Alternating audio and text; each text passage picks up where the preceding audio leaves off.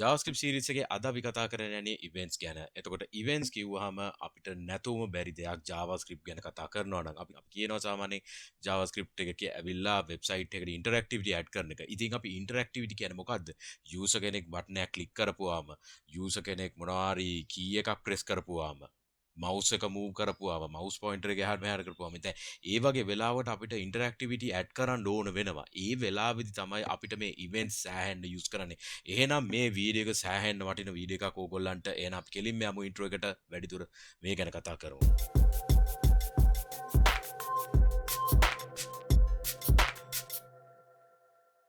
අයිබන් වගේ front end යාළුවෝ හැමෝටම ඔබ මේක තුල සිටින්නේ MCodes Frontend YouTube channel එකට. channel එකට අලුත් නම් subscribe කරලා MCodes family එකට එකතු වෙන්න. හරි. අද අපි කතා කරන්න යන්නේ JavaScript events ගැන. ඒතර JavaScript events වල event handling සහ event listeners ගැන. මේ දෙක තමයි JavaScript events කිව්වහම අපි පොදුවේ පාවිච්චි කරන්නේ. එහෙනම් අපි කෙලින්ම පළවෙනිම පටන් ගමු event handlers කියන්නේ මොකක්ද කියලා. අපේ HTML page එක තියෙනවා. HTML page එකේ මම බටන් එකක් විතරයි දාලා තියෙන්නේ. script js එක call කරලා තියෙනවා. මේ බටන් එක තමයි මෙතන තියෙන්නේ. මේක click කරපුවාම දැනට මුකුත් වෙන්නේ නැහැ. ඉතින් මම events add කරන්න යන්නේ මෙන්න මේ button click එකට. එහෙනම් අපි කෙලින්ම යමු script එකට. පළවෙනිම event handlers අපි මොකක්ද event handler කියන්නේ?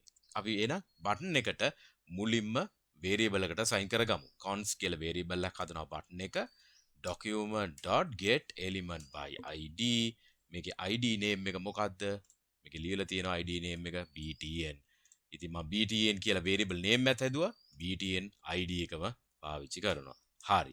ඉතින් මුලින්ම button එක මම on click event එකට bind කරන්න.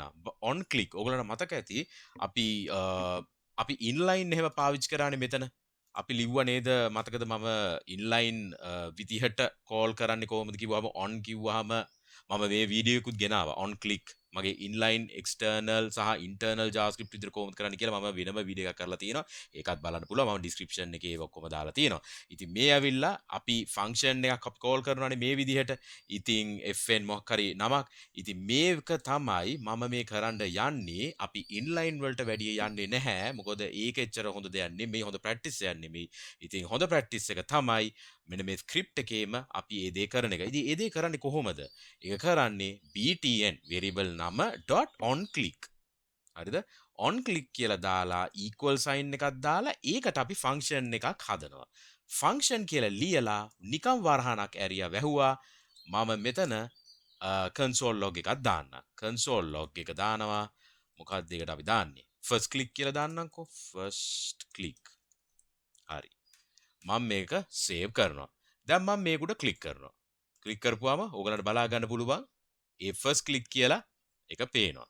දැන් ඇත්තටම අපි function එකක් හැදුවා මෙතන. ඒක විතරයි කරේ. මේ function එකේ first click කියලා console log එකක් කරා. ඒතර මේ button එක click කරන ඕනම පාරක් මෙන්න මේ first click එක වැඩ කරනවා. දැන් මේ ඇවිල්ලා මොකද්ද? event handlers. තාම මම කතා කරේ නෑ event listeners කියන්නේ මොකද්ද කියලා. එතකොට මේ event handle එක තමයි මේ කියන්නේ. හරි. දැන් අපි හිතමු මම මේ btn එකටම ආපහු on click එකක් ලියනවා. හරිද? equal function මෙන්න මේ විදිහට වරහන දාලා අර ඉස්සෙල්ලා ලියපු එකම. ඒක මම මෙතන console log කරනවා. එතන මම first click නෙමෙයි. එතන මම දානවා second click කියලා. බලමු මොකද වෙන්නේ කියලා. මම දැන් මේක ක්ලික් කරනවා. දැන් ක්ලික් කරන්න කලින් ඕගොල්ලෝ හිතන්න මොකක් වෙයිද කියලා. ඕගොල්ලෝ පොඩ්ඩක් හිතන්න. මොන console log එක පෙන්නයිද?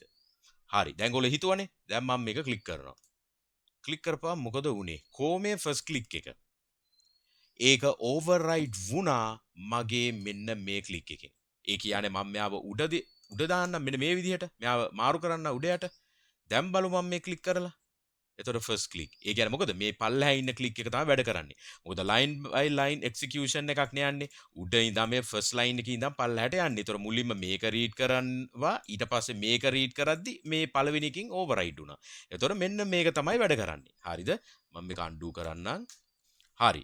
ඒ වගේම දැන් මම මෙතන ෆන්ක්ෂන් එකක් දැම්මනේ කිසිම පැරාමීටර් එකක් මොකුත් නැහැනේ. මම මෙතනට දාන්නම් ඊළඟ click event එක කියලා. මෙතන e කියලා මේක දාන්නම් third කියලා. ඒතර මට third තමයි පේන්නේ. හරිද? මම third කියලා ලියන්න. නැත්ත third ඕනේ නැහැ. කොහොමද override වෙනවනේ. මම මෙතන console log කරන්න e කියන එක. හරිද? මම මේක උඩ click කරනවා.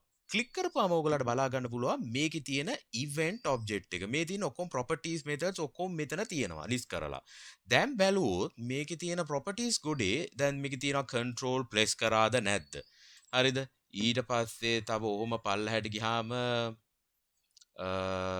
තියෙනවා ස්ක්‍රීන් එකේ කොහෙද ඉන්නේ? y ඊට පස්සේ තියෙනවා type එක click type එක ගැන මේක click event එකට දාලා තියෙන්නේ. type එක click ඊට පස්සේ ඔය වගේ ගොඩක් දේවල් තියෙනවා. එතකොට මට ඕන මේ control key කියලා කිව්වනේ. control එක press කරාද නැද්ද කියන එක තමයි එතන මේ පෙන්නන්නේ. මම මෙතන false තියෙන්නේ. දැන් හිතන්න මම control press කරා. හරි. ඔන්න දැන් මම control press කරගෙන මේක උඩ click කරනවා. click කරපුවම බලන්න control key එක true වෙලා තියෙනවා. දැන් මම ආපහු control press නොකර click කරොත් ඔයගොල්ලෝ බැලුවොත් මෙතන control key එක false වෙලා කලින් එකේ මොනවද? ඒක true. හරිද? කලින් එකේ. දැන් මේක false. ඒ කියන්නේ මට ඒ වගේ දේවලුත් මේවල බලන්න පුළුවන්. මේ event එක කොයි වගේද මම මේ click event එක කොයි විදිහට click කරේ. alt click එක click කරාද? දැක්කද? ඒ වගේම control click කරාද? ওই විදිහට. ඉතින් මේ ගොඩක් දේවල් තියෙනවා. අපිට මෙන්න මේකේ click events ගැන අඳුර ගන්න. ඉතින් මේකෙදි මම කරේ click event එකක් කොහොමද event handlers පාවිච්චි කරලා කරේ. ඒ වගේම event handlers වල තියෙන එක අවාසියකුත් මම කිව්වා. ඒ තමයි ඔයගොල්ලෝ කලින් event handler එකේ මොනවා හරි කෝඩ් එකක් ලියලා තියෙනවා නම් ඔයා මේ කියරපු එකෙන් වෙන්නේ අර කරපු ටික ඔක්කොම override වීමක් වුනේ. හරිද? එතකොට ඒක හොඳට මතක තියාගන්න මේ වගේ click events on click වගේ පාවිච්චි කරනවා event handlers විදියට. හරි. දැන් අපි ඊළඟට කතා කරමු event listeners ගැන. හරි. ඒක සෑහෙන important මේ වගේම. මම එහෙනම් දාන්න button.addEventListener. ඒකට අපි on කියන නම නැතුව ඉතුරු ටික දානවා. click වරහන් දාලා double quotes ඇතුලේ click කියලා ලියනවා.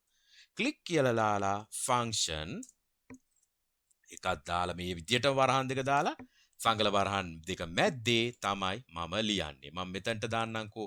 මම මේ ටික console log කරන්න. මොකද මේ ටික දැන් වැඩක් නැති නිසා මේකත් console log කරන්න. ඒකත් අයින් කරා. මෙතනට දාන්නම්. මේක copy කරලා first click. හරිද? දැන් මම මේක click කරාම ඔයාලට first click පේනවා. දැන් මම මේකම copy කරලා ආයි paste කරලා මෙතනට දාන්නම් second click කියලා. ඔයා හිතන්නේ මොකක් මෙතන වෙයිද? මේක ක්ලික් කරාම ලියපු ෆන්ක්ෂන් දෙකම පෙන්නවා. ඒ කියන්නේ මේකෙත් වෙනස තමයි මෙයා හැම වෙලාවකම මම මේ කියන ටාගට් එලිමන්ට් එක මේ බටන් එක උඩ ක්ලික් කරන හැම මොහොතක්ම මෙයා ලිසන් කරගෙන ඉන්නවා. ලිසන් කියන්නේ මෙයා අහුම්කම් දෙනවා. ඒකයි වචනේ. මේක ක්ලික් කරනවාද ඒ ක්ලික් කරපු ගමන්ම ඒට අදාළ ඔක්කොම මම ලියපු ෆන්ක්ෂන්ස් ටික එක්සිකියුට් වෙනවා. ඒක තමයි මෙතන තියෙන එකම වෙනස event handlers උයි event listeners උයි අතර. හරි. දැන් මේ ටික හොඳට තේරුණානේ. දැන් මම පොඩක් ප්‍රැක්ටිකල් එක්සැම්පල් එකක් කරන්නම්. හිතන්න ඔයගොල්ලෝට මතක ඇති ඔයගොල්ලෝ වෙබ්සයිට් බලද්දි සමහර වෙලාවට නෙට්වර්ක් ඩවුන් වෙච්ච වෙලාවට ඔයගොල්ලන්ට මෙසේජ් එකක් පෙන්නනවා ඉන්ටර්නෙට් කනෙක්ෂන් එක ඩවුන් වුණා කියලා. ඊට පස්සේ ඉන්ටර්නෙට් කනෙක්ෂන් එක ආපහු ආව ගාම ඉන්ටර්නෙට් කනෙක්ෂන් එක ආවයි කියනවා. ඔන්න ඕක කොහොමද කරන්න කියලා අපි බලමු event listeners පාවිච්චි කරලා. එහෙනම් අපි කෙලින්ම දාමු මේකට අපි පාවිච්චි කරන්නේ දැන් අපි මේ බටන් ක්ලික් එකක් නේ මේවට දැම්මේ. එතකොට මේ මම මේ කියන මේ සිනාරියෝ එක අපි පාවිච්චි කරන්නේ window කියන type එකෙන්. window එක. මේ window කියන්නේ අපේ මේ browser window එක. හරිද? ඒකේ .addEventListener එතන මම දානවා offline කියලා. offline දාලා මම ලියනවා function එකක් console log එකක් මම දැනට දාන්නම්කෝ. මම මේ දෙන්නව කමෙන්ට් කරන්න. මේ ක්ලියර් එක වැඩක් නෑ අපිට. හරි. මෙන්න මේ console log එකක් දාන්නම්. we are offline sorry කියලා දාන්නම්කෝ. sorry we are offline. ඊට පස්සේ මම මේක රන් කරන්න. මේක රන් කරන්නේ කොහොමද? මම මේක පොඩ්ඩක් මේ වින්ඩෝ එකට අල්ලොක් කරගන්නම්. මෙතන අපිට බලන්න පුළුවන් ඔය දේ මෙතන තියෙනවා network tab එකක් මෙන්න මෙතන. මේ console මේ developer tools වල ඔයගලන්ට බලා ගන්න පුළුවන් network tab එක. මෙන්න මේ network tab එකේ ඔයගලන්ට බලා ගන්න පුළුවන් මෙතන no throttling කියලා එකක් තියෙනවා. ඒක උඩ ක්ලික් කරලා offline කිව්ව ගාම ඔයගලන්ට බලා ගන්න පුළුවන් මගේ මේ console එක බලන්න we are offline කියලා වැටෙනවා.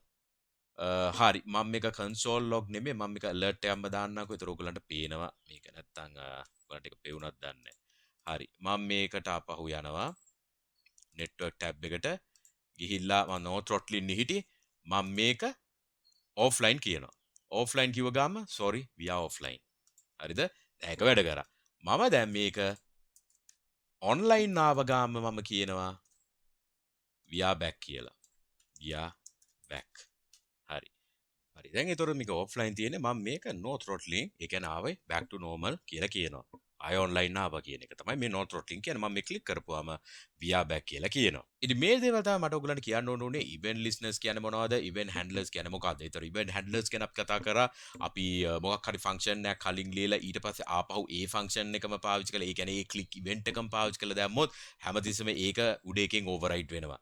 එතකොට ඒක. ඒ වගේම මේ මෙන්න මේ e කියලා පාස් කරලා ඒ ඔබ්ජෙක්ට් එකේ තියෙන properties methods වලින් අපි කොහොමද වැඩ ගන්නේ මම control press කරපුවාම කොහොමද ඒක true false මාරු වෙන්නේ අන්න ඒ වගේ දේවල්. ඒ වගේම event listeners කියන්නේ මොකද්ද? ඕනම වෙලාවක අපි event listeners එක element එකකට bind කරාම bind කරනවා කියන්නේ මේ කරපු දෙයට bind කරනවා කියන්නේ. ඒතර bind කරපුවාම ඒ හැම අවස්ථාවම run වෙනවා. හැම function එකම එකක්වත් override වෙන්නේ නැහැ. override නොවි හැම function එකම run වෙනවා. ඒ වගේම අපි පාවිච්චි කරපු ටික practical example එකක් ඒ තමයි internet ගියාම error එකක් දෙන්නත් internet ආවම ආයේ we are back කියලා message එකක් දෙන්න. ඉතින් මේ වගේ දේවල් කොහොමද කරන්න කියලා addEvent listeners පාවිච්චි කරලා ඒක තමයි මට මේ වීඩියෝ එකේ ඔයගලන්ට කරන්න ගේන්න ඕන උනේ.